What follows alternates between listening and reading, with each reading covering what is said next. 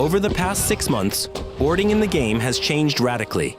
It is no longer just a fight on deck. In this devlog, I'll show how a simple fight turned into a full tactical system with multiple scenarios and consequences. Let's start with sinking. If the hull of your ship or the enemy ship drops below 50%, a sinking event can trigger, giving you limited time to finish boarding before both ships go down. The lower the hull, the higher the chance of a waterline breach and flooding.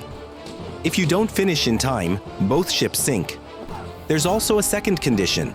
If fewer than 2 sailors survive, no one can repair the ship after boarding.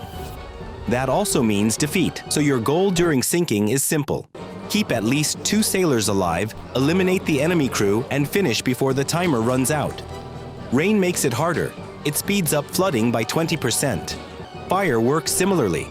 It can start at the beginning of boarding if a ship already had an active fire from earlier cannon hits, regardless of hull integrity. If fire or flooding starts on your ship, you must choose. Send the full crew into boarding or keep part of them to repair or extinguish. If you split the crew, boarding becomes harder, you have fewer fighters, but those left behind survive, and losses are calculated only from the boarding group.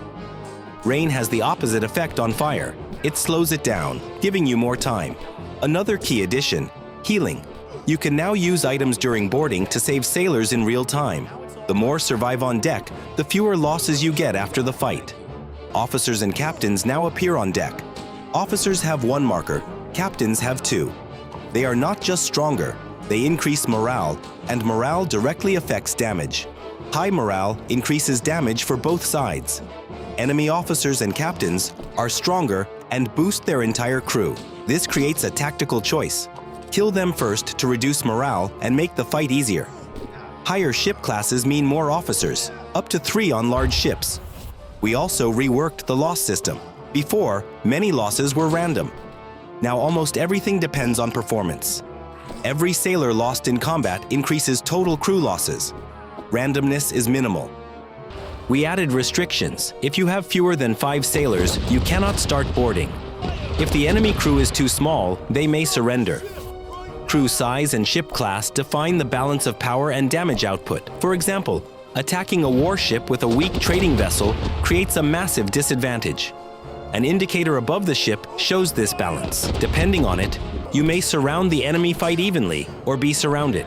There are also special scenarios: captain duels and musket volleys. In volleys, crews line up and exchange shots. Normally, there are up to 2 musketeers, but in this mode, up to 12. It's also a good way to get better muskets and sell them later. If the captain joins the fight, you'll know beforehand. That means a harder battle and a stronger enemy crew. We also reworked enemy shooting. If an enemy aims at you, their indicator turns yellow. Aiming now takes longer, giving you time to react. Interrupt attack dodge or take cover, so you can directly reduce incoming damage and avoid random hits. We increase damage overall, for the player and NPCs. Mistakes are more punishing. Easier to die, but faster to win. Boarding is now. More dynamic faster and more intense. Random events still exist.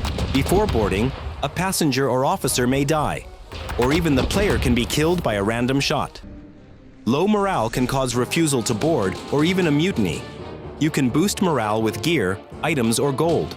Items are much more effective. In the end, boarding evolved from a repetitive system with random events into a tactical, player-driven experience with real decisions and consequences. Everything shown here is already available on Steam. Full details are in the article linked below. See you on the seas of Corsairs Legacy.